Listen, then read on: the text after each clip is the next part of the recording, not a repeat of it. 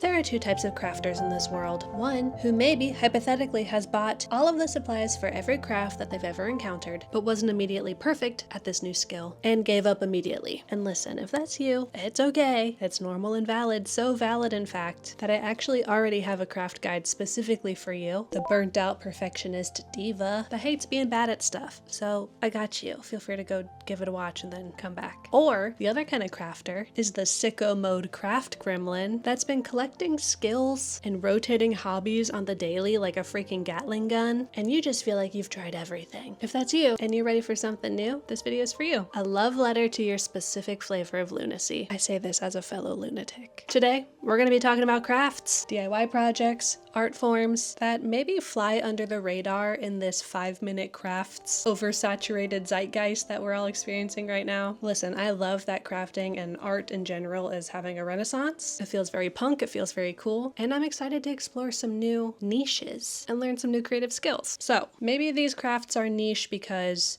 they require a little bit of background skill that you may or may not have already. Or maybe you've just never had someone share them with you in a short and sweet and not scary way. Who knows? And before I get into it, I am by no means claiming that I am the originator of these crafts or I'm the first person to know ball. Please, there are artisans and creatives already out there doing all of these things. Maybe they've been doing them for thousands of years. You ever heard of cave painting? If you're already one of the people that knows and loves one of these art forms that I'm about to talk about, I would love your voice in this conversation, seriously. Specifically, if you were to start again today with your specific skill or hobby or craft, what do you wish you had known? Drop your knowledge, baby. It will be well appreciated down in the comments, and we can use it as a cute little knowledge sharing opportunity. Also, hi, I'm Kathleen. If you're new here, I make videos about creativity, crafting, sustainability, all these good things. Thanks for being here. Okay, let's go ahead and jump into our first category, which is found objects and object making. Also, I basically just have a list of these things. I think there's like 25. Is that even close to being right? Anyways, I just have a list, so let's just see what comes out of my mouth. First things first, braiding nets around objects. Life can be as simple as braiding some net around an object, okay? Specifically, I'm imagining doing a tiny little net around a stone you find on the beach, or a shell, or a tiny bottle filled with secrets. And it creates this wearable, displayable little piece you can wear as a necklace or a keychain. I recently saw Tessa Perlow do this on YouTube. She's so cool. She recently netted some netting around some beautiful oblong objects. And I think that's such a great way to make a souvenir from a trip, make a gift for a loved one, just make some knickknacks for yourself. And if you've ever tied a knot, you should be okay. You should be able to do this. I believe in you. And talking about knots, you ever heard of kumihimo? So it's the Japanese art of braiding cords around like a disc. You may have used this technique at summer camp. You may be very familiar with this art. I'm not, because I never got to go to summer camp and I'm still mad about it and have a huge chip on my shoulder. And now it's your problem too. Anyways, you move the strands around this disc in a pattern. It's meditative, it's satisfying, and suddenly a braided cord is just appearing in front of your eyes. It's kind of magical. And you'll also notice that a lot of these crafts are very meditative in nature, repetitive, calming, which in my case, that's why I like doing crafts, to get the anxious energy out me body. And if I get a cool rope out of it, I'm sold. It's also very portable. Airport craft, couch craft, I'm pretending to pay attention in a meeting craft. The disc costs next to nothing, or you can make one yourself. Use it for jewelry, use it for making a little strap for your cute tiny little bag, make a keychain, make a fancy rope. It'll make your day better. Speaking of fancy rope, what if we flatten out the rope and make more of a ribbon or a band? With tablet weaving. Tablet weaving creates these intricate patterns in these bands or belts. And you use these little tablets that have holes in them and turn them specific ways to get specific patterns. It just seems kind of magical in the way that math is magical, you know? And the pattern that it makes is so intricate, but you're just using hand-sized little tools, which I think is very powerful. Also, someone who recommended this said that you can make the cards, the tablets, out of old playing cards, meaning your entry cost is basically zero. Next, we travel to the sea to talk about sea pottery. Or shells, depends what kind of beach you got. Specifically, I found these, I don't know if you'd call them charms or pendants, using sea pottery, where you dremel tiny little holes along the edge and then use like a blanket stitch around it to almost create a casing for your pendant. So it's basically like when you would make a shell necklace at the beach as a kid, but up-level it a little bit. Make it chic. Can I tell you guys something? When I hear people say chic, it's like a warning bells go off in my head. Why is everyone obsessed with things being chic right now? It scares me. It feels like they're gonna bully me. But this is undoubtedly chic, and it's another craft that's basically free if you live near a body of water and you have a very generous idea in your head about what treasure is. Staying in nature. You ever thought about making buttons? Yeah, I'm sure you have. People are making shrinky-dink buttons. People are using vintage buttons. But what about a stone button, specifically a polished stone button? I saw this picture on Pinterest. Wow, that's a button that took some effort to make. But it's not impossible. So I'm imagining that maybe they use some sort of polishing technique. Maybe they have a rock tumbler, who's to say, and then a really strong little Dremel. Maybe this is a hint that everyone should have a Dremel in their craft toolkit. And you can make a button out of a stone or a bone or a shell, which I'm pretty sure people have been doing since the beginning of people, and you can do it today, like now. And it's probably more interesting than anything you could find at your generic craft store. Dremeling these stones will take a lot of effort. What if you just make one? Make a toggle for a very special latch or closure. For a quilted case for your new AYN Thor. I just got an AYN Thor. I'm very excited. Kind of Thor-pilled at the moment, unfortunately. So to get my mind off of it, let's talk about toys, specifically wooden toys, whether you cut them out with a laser cutter, you use a saw, like an electric one. That's scary, but also pretty cool. I love the idea of a toy design, whether it's puzzles or little like stacking toys or even just a little wooden block in the shape of a brown bear. I think what I like so much about it is that designing a puzzle or a toy requires a lot of forethought. Like, you're designing it, you're solving a problem. If it's a puzzle, you're kind of engineering something. So you're solving a lot of problems up front, and then the actual making is very mechanical. If you're using a saw, maybe you're painting. So when you're doing that part, you just get to enjoy the process. I don't know, it tickles kind of both sides of the brain. It really hits that sweet spot between digital design and design thinking and physical motor skill crafting. Pretty cool. Next, paper mache. Now, paper mache is just a technique that you would use to make something. It's the art of layering torn paper soaked in paste over an armature of some sort, whether it's wire or aluminum foil, a balloon. It's a very chaotic process, very get your hands in the mud. But the end result's pretty sturdy and structurally sound. And you can make anything with it. Masks, little containers, just a random object that brings you joy and delight. I like this one because the opportunities are literally endless. You can make anything with paper mache. And similarly, have you heard of paper pulp paintings? I had not heard about this until someone called Icky Picky Pants on Instagram recommended it to me. By the way, a lot of these were community submitted, so thank you so much to everyone for sharing your niche hobbies, sharing your wisdom. If you want to take part in these community submissions in the future, you can follow me on Instagram at Kathleen Illustrated. Anyways, Icky Picky Pants told us about paper pulp painting, which is basically when you mix paper pulp with like a pigment and make colored paper pulp, layer it up on a flat surface. You get these just really kind of strange textural 3D pieces of art. I'm just imagining the estate sale of my dreams that just has paper pulp paintings covering the walls in a basement of like mushrooms and psychedelic sunsets. I'd love to try this technique soon. Next, something decidedly less pulpy, stained glass. Stained glass is having a moment right now. A lot of people submitted it in the community submissions, but it's interesting to me because I think it's something that a lot of people are excited about, but a lot of people are feeling aspirational about it or maybe a little intimidated by it because it's kind of scary. You have to cut glass, you have to use molten metal. However, I did a stained glass class for my birthday a couple years ago, and it's surprisingly simple, the process. As long as you don't rush, you can make something pretty cool. And if you take a class, somebody else has all the tools and you just get to come use them. So I'd recommend if you have like a creative studio in your neighborhood or your city, maybe you could go take a class, maybe you could go use the tools during like an open studio. Any craft that introduces light as a part of making the craft work, like the light coming through a window, it's always going to be a good time. All right, on to the next. What does that smell? No, usually you guys are stinky, but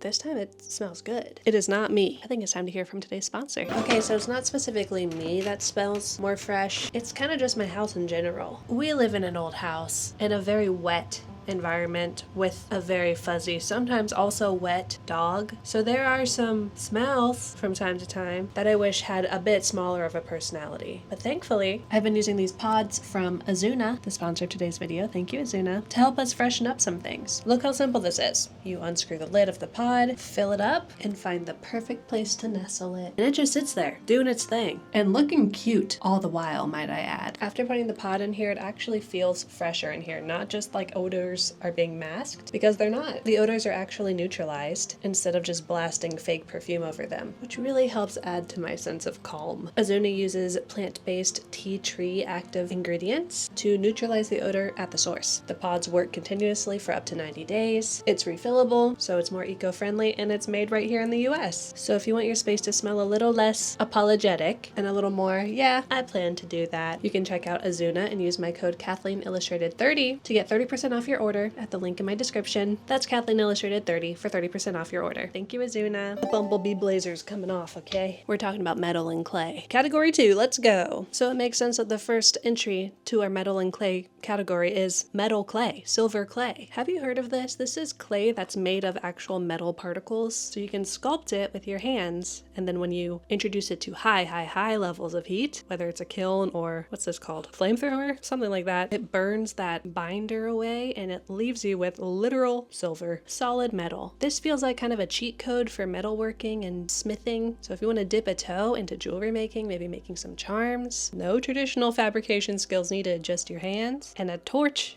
of some sort and some money. Unfortunately, this is expensive now, especially because metal, is specifically silver, is really expensive right now. So a little pack of it I think is like $50 to $80, and then you'll need a torch of some sort. So you're looking at, I don't know, like $100. Maybe it's something you ask for your birthday or for Christmas, or you save up for it, but it's something that I would love to try. Next, if you want to take a step even deeper into charm making, jewelrying, I've always been interested in creating metal charms with like a jeweler's saw, cutting out and shaping small, probably brass or copper charms, and then filing them down to finish them. One of my favorite charm artists, Adataki, this is the technique she uses, and I'm like, yeah, I think I'd like to do that also at some point. You could even cut into like a quarter. I think that's a federal crime or something to destroy money, so don't do that.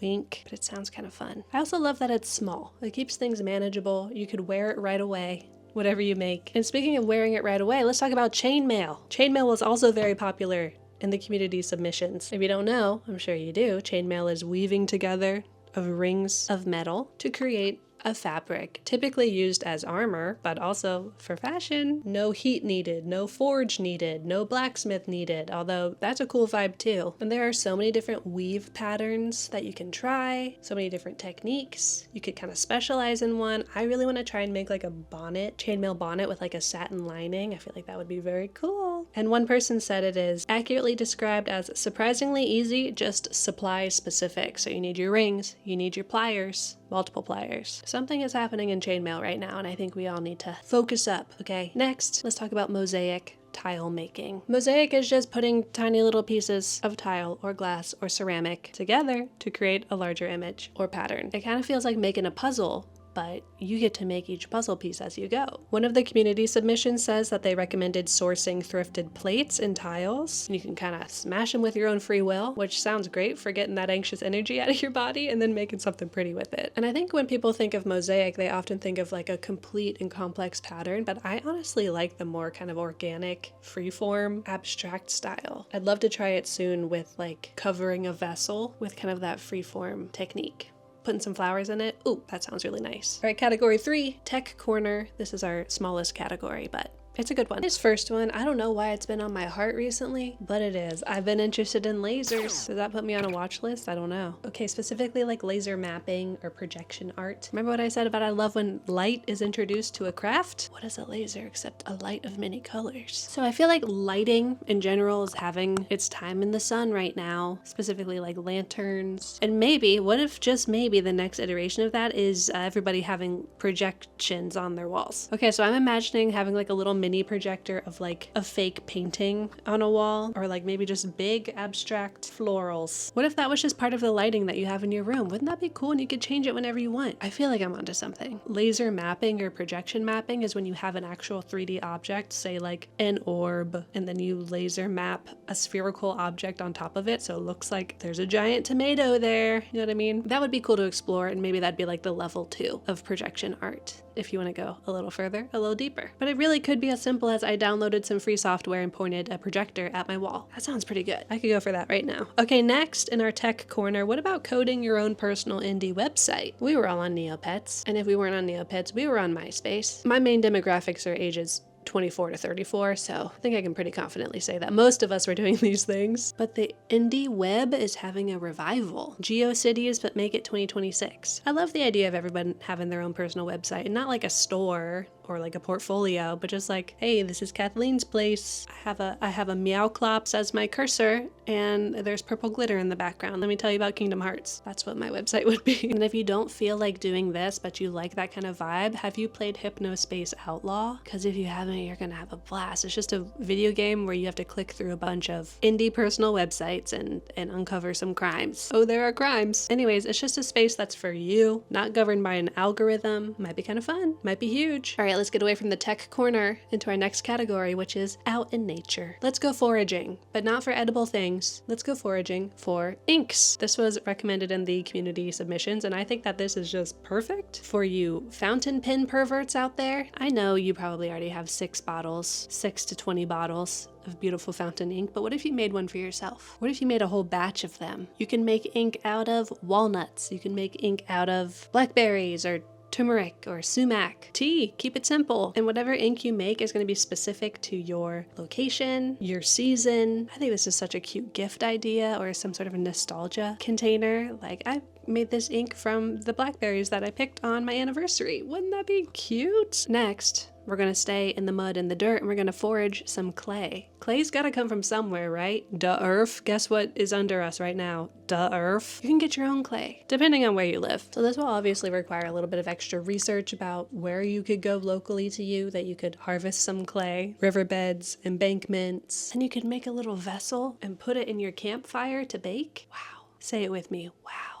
Next, fungus or shell painting. Shell painting and fungus shelf mushroom painting is something you can find in like thrift stores or at estate sales. I feel like it was very popular with people my grandparents' age, and I totally see why. It's nature's canvas. You also have to contend with the natural texture of the object, whether it's the concave shape of a shell or the dried bits of that fungus. And I just think it'd be a really great addition to a cute and quirky gallery wall. It's really a wonderful excuse to crouch in the woods and pick things up and ponder them, which I think we should all spend more time doing. This is another community submission, spoon whittling or spoon carving. Yeah, someone said it is so very meditative in a way that sounded almost reverent, like this was a holy experience, and I get it. I love soup too. It's outdoor friendly, it requires minimal gear, you just need a knife, maybe 2. It kind of sounds like the perfect camping craft. Like by the end of the weekend you have a beautiful spoon to take home with you. Don't mind if I do, yes. I'm kind of interested in this to make a spoon to put like in my salt well. That just feels very rustic and appropriate. On to the next category, printing. Ooh, this is one that I'm maybe most excited for, so we have a lot of submissions here. Tin embossing, or metal embossing in general. So this is where you use a sharp tool to scrape a pattern into like aluminum foil or a metal sheet of some sort. It's a very satisfying, I'm drawing and I'm pressing very hard while I draw experience. And the result is dimensional. It catches light. We love light. It feels holiday, like you could make ornaments. You could make a beautiful photo frame or like a charm, a protective charm. And you probably already have all of the tools to do this. A pen and some foil. Hey, next is something that I love and I'd love to try soon. Blind embossing. Have you heard of this? So blind embossing is kind of like the metal embossing where we are pressing a shape into like paper or leather.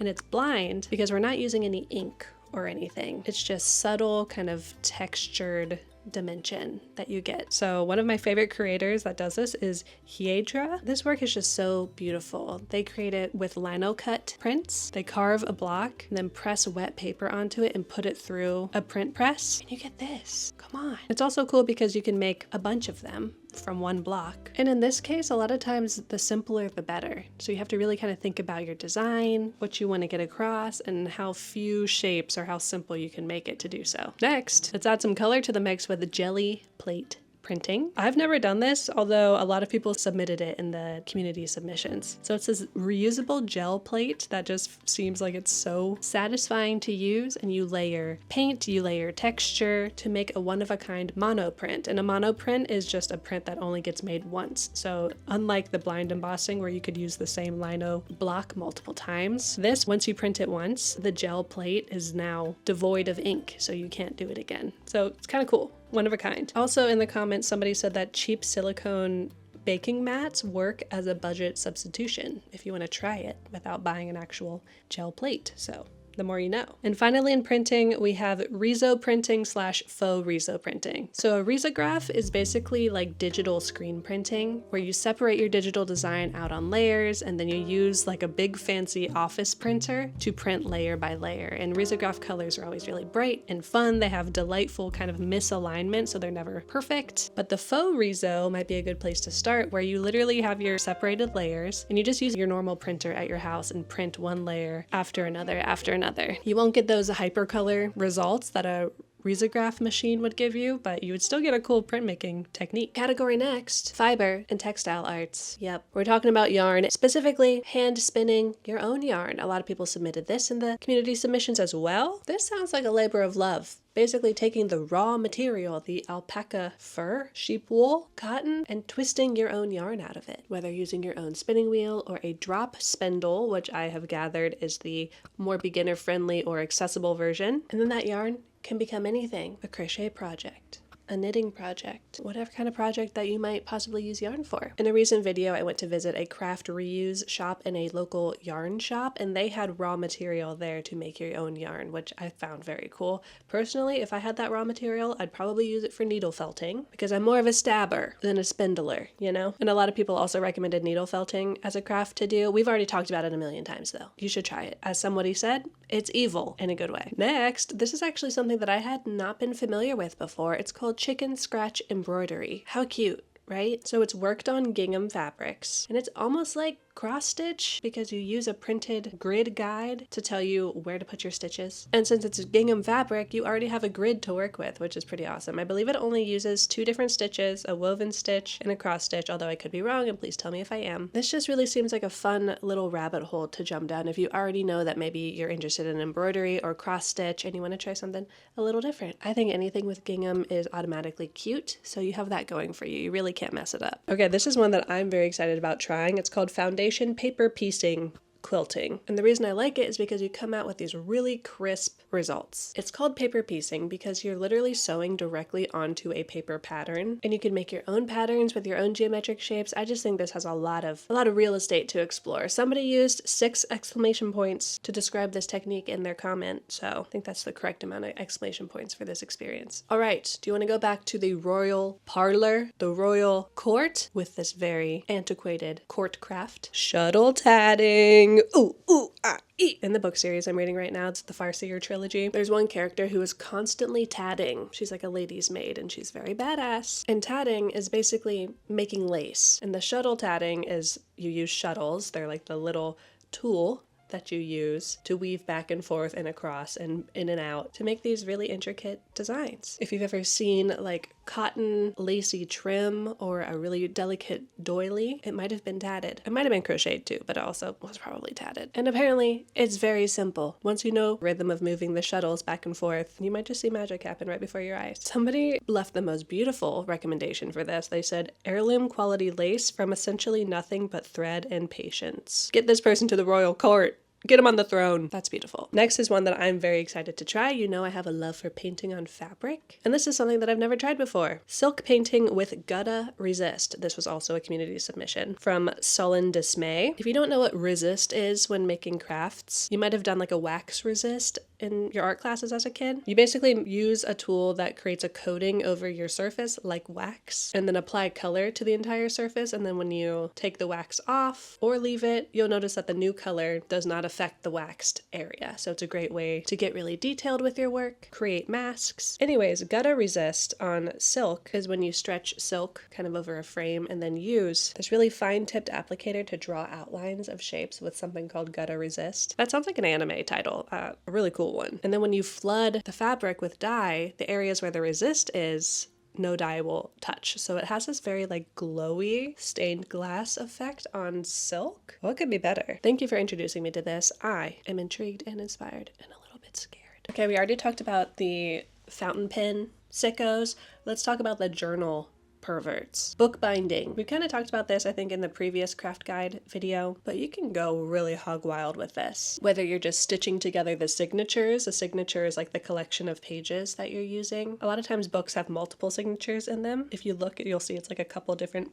packets of paper. You could make covers. You could make custom book cover covers with stretchy fabric. It's really the kind of craft where it can be as simple or as complex as you want it to be, depending on the stitch you use and the paper and the techniques and all of that. And a lot of commenters said that it's easier than it looks, which is great because I love when you get a nice finessed output from a pretty simple input. If you want to get started with things that you already have, you can do recycled journals. I've been seeing these a lot in like short form videos recently, where you can use notebooks that you already have, newspaper, craft paper, to make the covers of your books. One person likes to make notebooks from paper bags and then paints and glues things inside of them, which is a great way to make a true junk journal. Not saying your work is junk, but it's just a way that you could use a journal made of junk, aka trash. Okay, I think this is a great way to make a journal that you will actually use, because perhaps you'll feel like the stakes are a little lower if you know you made it from a recyclable shopping bag. Fun. Now this next one is one that I also really want to try. Paper making. Yes. Making paper is easier than it's ever been before. You make fiber pulp out of cotton fiber, old newspapers, any kind of paper really. You smack it into like a screen, you let it dry, and you are left with a piece of paper. Kind of amazing. I would love to try this with like vintage magazines or publications, to make my own set of colored paper to then collage with. That would be just like texture on texture on texture on texture, and that sounds good right about now. One person said that they make paper from recycled catalogs, which is great. Also, who uses paper catalogs anymore? So let's put them to use. You could add flowers, you could add seeds, make that cute wild flower paper. One of my favorite YouTube accounts just did a whole video about making custom watercolor paper, Pear Fleur. Oh, if you need like ASMR, really relaxing co-working videos, watch their entire catalog. Some of my favorites on this entire godforsaken website. All right, next section. This is a bonus. It's crafts that I really want to try. Now, you'll notice that I've already said I really want to try a couple of these as we went down, but these are the really, really exciting and titillating ones for me. First one, puppet making. Yeah. And a couple of people also recommended this. Meglin's Best, Ruddy Sky, Helios Ant Girl. I also added that if you make a puppet, you also get to make tiny clothes for the puppet, which is like a craft coalescence that I think really tracks for this specific channel and this audience. So puppets. It could be a hand puppet, a finger puppet, a full-on marionette.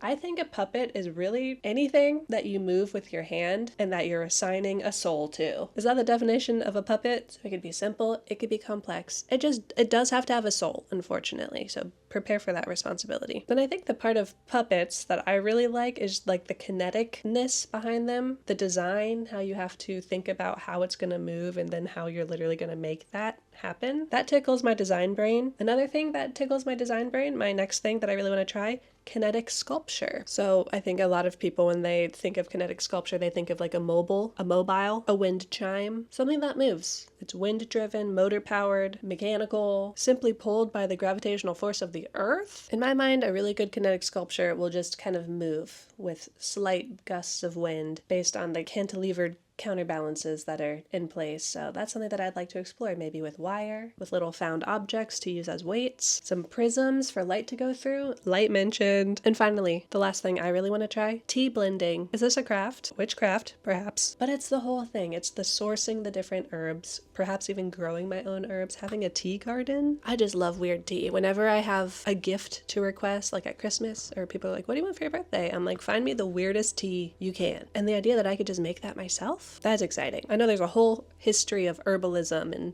foraging, folk medicine, so it's a whole avenue that I haven't explored much, and let me know in the comments if you have and if you have any tips. Don't want to poison myself, that's for sure. Somebody commented and said that this is their current niche, and it's a really good niche, I'll admit. Alright, and then here are some from the community submissions that I thought were very unique. Plushie and doll customization. Whoa. So this could be like a full doll repaint, rerouting the hair, sewing new clothes, maybe taking like a Monster High doll and making it, I don't know, your favorite anime character. Oh, someone literally said that they're doing that. They're turning a Rainbow High doll into Frieren, her. This is something that I learned about way back in the day when like Lolita dolls were very popular and people were like sourcing different bodies and heads and arms and legs from Japan and making their own custom dolls. I remember looking at so many image galleries on DeviantArt of these very sad and sickly looking little dolls. And if you don't like dolls, Plushies are fun too. You could needle felt new designs onto the coats, dye the fur, completely take it apart and like make a new limb, perhaps. I also just like the idea of sewing a plushie from start to finish, like coming up with my own design and putting it together. That sounds real cute, real cute. Someone commented and said they're very proud of their felt plushie progress. I've come a long way. I'm so proud of me. I'm proud of you too. Good job. All right, next, another very unique community submission, shrine building. At first I was like, what do you mean shrine building? But it's really just creating a small kind of dedicated display for something that you love and revere. You could use photos, found objects, candles, anything. It could be as simple as how you merchandise and style your bookshelves with all of your favorite things, and go as far as making a shrine for your anime boyfriend. This was a recommendation from Darcy Dubose, so thank you, Darcy. My mind is open to new possibilities. And lastly, an interesting community submission is millinery, or making hats. Whether it's out of felt, or you're sewing a sailor hat, or making a little fascinator, it's just a sculptural item to put on your head, and I think that's pretty cool, especially because I think there's this general consensus with a lot of people that hats look stupid on me. Not me, but like on them. You rarely find someone who really rocks a hat that's not like a beanie or a baseball hat, you know? And I think that might be something to explore. It's such a well-documented and historied pursuit that really does not get the love it deserves anymore. Sadira is one of my favorite hat makers. I actually have one of her creations. Oh, where is it? It's this little green pillbox with little devil horns. Extremely cute. And if you need hat inspiration, I think Sarah Campasarconi, I think is her last name. I'm so sorry if I mispronounced that. She's always got great hats or great just items on her head. 25, 26, 27, 37. Okay, so that was 37, I believe.